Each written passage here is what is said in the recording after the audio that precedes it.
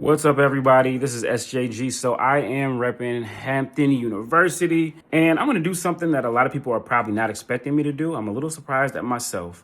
I'm actually going to defend not only Hampton, but also North Carolina A&T. So the two HBCUs, North Carolina A&T and Hampton, are meeting up in the HBCU Classic that's put on by the NBA. It's an event that they started doing a couple of years ago. They've cycled through the Division II and Division I conferences, and now they're giving the chance to shine for Hampton and North Carolina A&T, who of course are not in the MEAC as they were previously, or obviously in the CIAA in previous times.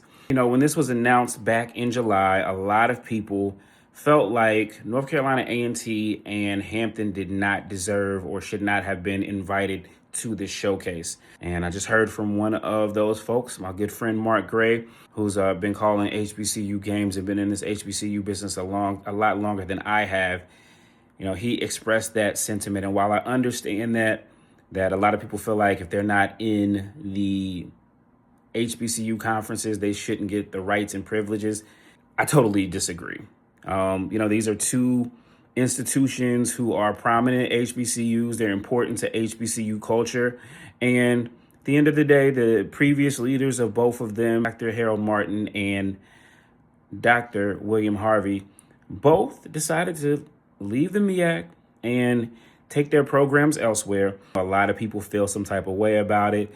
A lot of people expected it from Hampton. A lot of people are still, for some reason, shocked that A&T did it. But of course, as a WSSU Ram, and as someone who was a student where Harold Martin was a chancellor, and how he decided to make moves that included sports for the HBCU, I'm not super surprised that they made that move. At the end of the day, it's the NBA's game.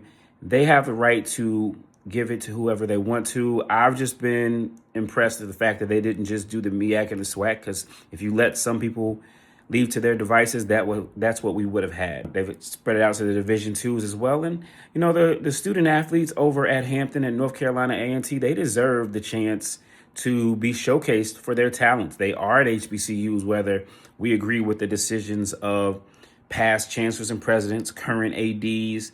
None of these moves came unilaterally, especially at North Carolina A&T. But at the end of the day, kudos to both universities for pulling it off, and I hope that the students enjoy themselves, even the Aggies.